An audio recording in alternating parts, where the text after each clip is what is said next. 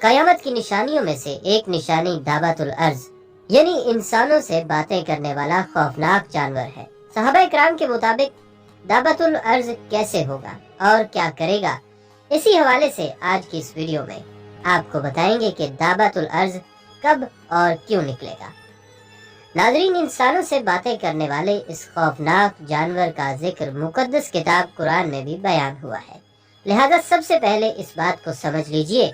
کہ دابا کے معنی آہستہ چلنے اور رینگنے کے ہیں۔ یہ لفظ حیوانات اور زیادہ تر حشرات الارض کے متعلق استعمال ہوتا ہے۔ یہ لفظ گو عرف عام میں خاص کر گھوڑے پر بولا جاتا ہے، مگر لغت میں ہر حیوان یعنی ذی حیات چیز کے متعلق استعمال ہوتا ہے۔ دابۃ الارض کا پیدا ہونا قیامت کی اخیر ترین علامت ہے۔ اس عجیب ترین حیوان کا نام حدیث شریف میں جساسہ آیا ہے۔ دابۃ الارض سے مراد ایک عجیب الخلقت اور نادر شکل کا جانور ہے جو مسجد حرام میں کوہ صفا و مروہ کے درمیان سے برآمد ہوگا،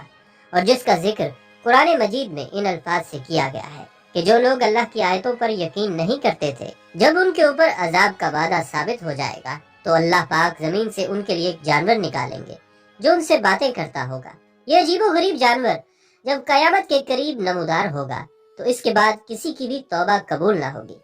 اور علماء اکرام فرماتے ہیں کہ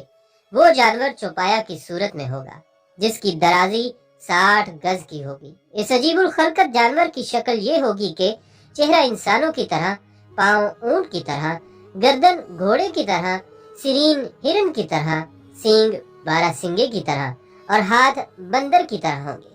اس کے نمودار ہونے کی صورت یہ ہوگی کہ کوہ صفا جو کعبہ کی مشرقی جانب واقع ہے یکایک زلزلہ سے پھٹ جائے گا اور اس میں سے یہ جانور نکلے گا۔ اس کے ہاتھ میں حضرت موسیٰ علیہ السلام کا عصا ہوگا اور دوسرے ہاتھ میں حضرت سلیمان علیہ السلام کی انگشتری ہوگی۔ تمام شہروں اور علاقوں میں اتنی تیزی کے ساتھ دورہ کرے گا کہ کوئی فرد بشر اس کا پیچھا نہ کر سکے گا اور دوڑ میں اس کا مقابلہ کر کے اس سے چھٹکارا نہ پا سکے گا۔ یہ جانور جہاں جہاں جائے گا ہر شخص پر نشان لگاتا جائے گا۔ جو صاحب ایمان ہوگا اس کو حضرت موسیٰ علیہ السلام کے عصا سے چھوئے گا اور اس کی پیشانی پر مومن لکھ دے گا، اور جو کافر ہوگا اس پر حضرت سلیمان علیہ السلام کی انگشتری سے سیاہ مہر لگا دے گا اور اس کے منہ پر کافر لکھ دے گا۔ ناظرین، یہ دابۃ الارض 3 مرتبہ نکلے گا، اور ایک دفعہ تو حضرت امام مہدی کے زمانہ میں، پھر حضرت عیسیٰ علیہ السلام کے زمانہ میں، اور پھر آخری دفعہ آفتاب کے مغرب کی جانب سے طلوع ہونے کے بعد۔ ناظرین، جس جانور کا یہاں ذکر ہے یہ لوگوں کے بالکل بگڑ جانے اور دین حق کو چھوڑ بیٹھنے کے وقت آخر زمانے میں ظاہر ہوگا، جبکہ لوگوں نے دین حق کو بدل دیا ہوگا۔ یہ مکہ شریف سے نکلے گا، وہ بولے گا، باتیں کرے گا اور کہے گا کہ لوگ اللہ کی آیتوں کا یقین نہیں کرتے تھے، بلکہ ابن عباس کہتے ہیں کہ وہ انہیں زخمی بھی کرے گا۔ بلکہ ناظرین، صحابہ اکرام ایک مرتبہ بیٹھے قیامت کا ذکر کر رہے تھے تو رسول اللہ صلی اللہ علیہ وآلہ وسلم عرفات سے آئے، صحابہ کو ذکر میں مشغول دیکھ کر فرمانے لگے کہ قیامت قائم نہ ہوگی کہ تم 10 نشانیاں نہ دیکھ لو۔ پھر حضور صلی اللہ علیہ وسلم نے 10 نشانیاں بتائیں اور فرمایا کہ سورج کا مغرب سے نکلنا، دھواں، دابۃ الارض، یاجوج ماجوج، عیسیٰ بن مریم کا ظہور اور دجال کا نکلنا، اور مغرب، مشرق اور جزیرہ عرب میں 3 مرتبہ زمین دھس جانا، اور ایک آگ کا عدن سے نکلنا جو لوگوں کا حشر کرے گی، انہی کے ساتھ رات گزارے گی اور انہی کے ساتھ دوپہر کا سونا سوئے گی۔ ناظرین، یہاں یہ بات ذہن میں رہے کہ دابۃ الارض 3 مرتبہ نکلے گا، ایک دور دراز کے جنگل سے ظاہر ہوگا اور اس کا ذکر شہر یعنی مکہ تک نہ پہنچے گا، پھر ایک لمبے زمانے کے بعد دوبارہ ظاہر ہوگا اور لوگوں کی زبانوں پر اس کا قصہ چڑھ جائے گا، یہاں تک کہ مکہ میں بھی اس کی شہرت پہنچے گی۔ پھر جب لوگ اللہ کی سب سے زیادہ حرمت و عظمت والی مسجد حرام میں ہوں گے، اسی وقت اچانک دابۃ الارض انہیں وہی دکھائی دے گا کہ رکن مقام کے درمیان اپنے سر سے مٹی جھاڑ رہا ہوگا۔ لوگ اس کو دیکھ کر ادھر ادھر ہونے لگیں گے۔ یہ مومنوں کی جماعت کے پاس جائے گا اور ان کے منہ کو مثل روشن ستارے کے منور کر دے گا، اس سے بھاگ کر نہ کوئی بچ سکتا ہے اور نہ چھپ سکتا ہے، یہاں تک کہ ایک شخص اس کو دیکھ کر نماز کو کھڑا ہو جائے گا، یہ اس کو کہے گا اب نماز کو کھڑا ہوا ہے، پھر اس کی پیشانی پر نشان کر دے گا اور چلا جائے گا، اور اس کے ان نشانات کے بعد کافر مومن کا صاف طور پر امتیاز ہو جائے گا، یہاں تک کہ مومن کافر سے کہے گا کہ اے کافر میرا حق ادا کر، اور کافر مومن سے کہے گا اے مومن میرا حق ادا کر۔ سب سے پہلے جو نشانی ظاہر ہوگی وہ سورج کا مغرب سے نکلنا اور دعوت الارض کا زخی کے وقت آ جانا ہے۔ ان دونوں میں سے جو پہلے ہوگا اس کے بعد ہی دوسرا ہوگا، لہذا آپ صلی اللہ علیہ وآلہ وسلم نے فرمایا کہ 6 چیزوں کی آمد سے پہلے نیک اعمال کر لو: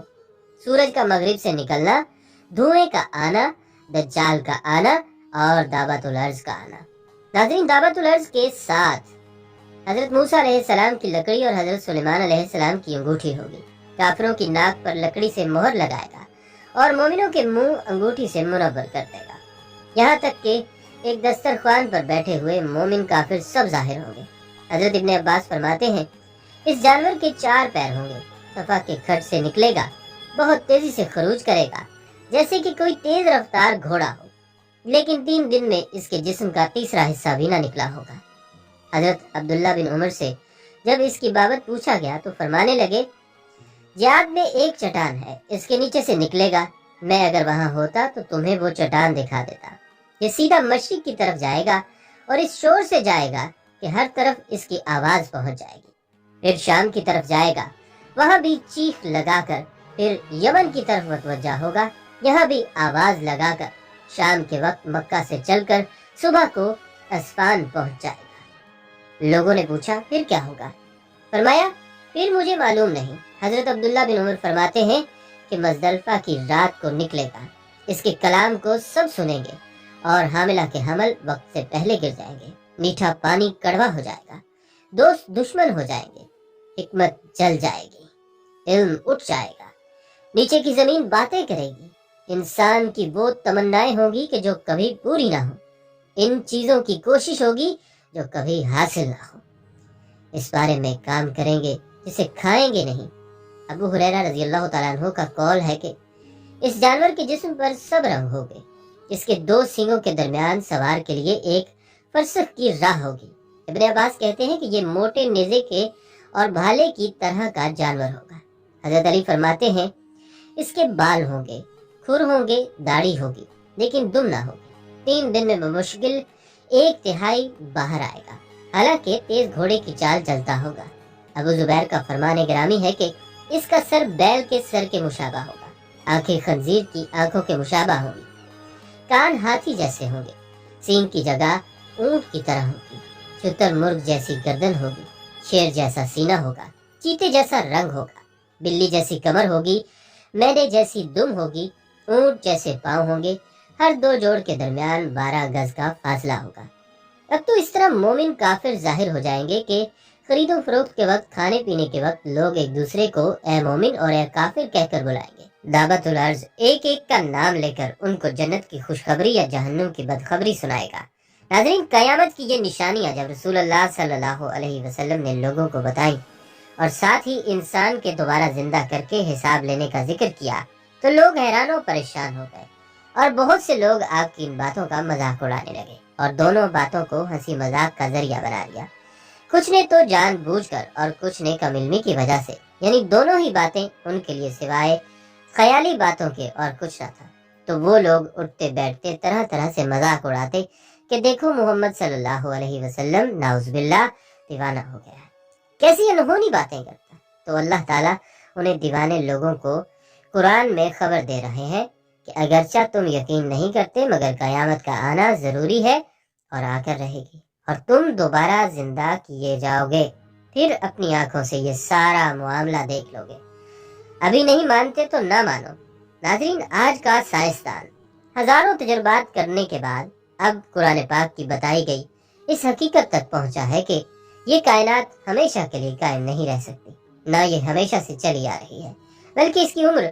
15-20 ارب سال ہے، اور کسی دن یہ سب ختم ہو جائے گا، لیکن وہ کب ہوگا اس کا حساب لگانا مشکل ہے۔ اس کے بعد اسی ملبہ سے نئی تخلیق کی بنیاد پڑے گی۔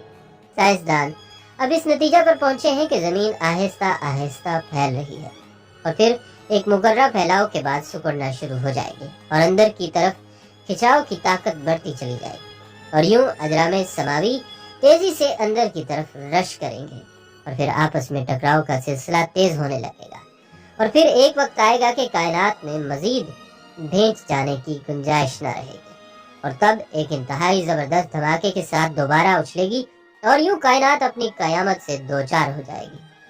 ناظرین، قرآن کی خبر سے ایک ہی پیغام ملتا ہے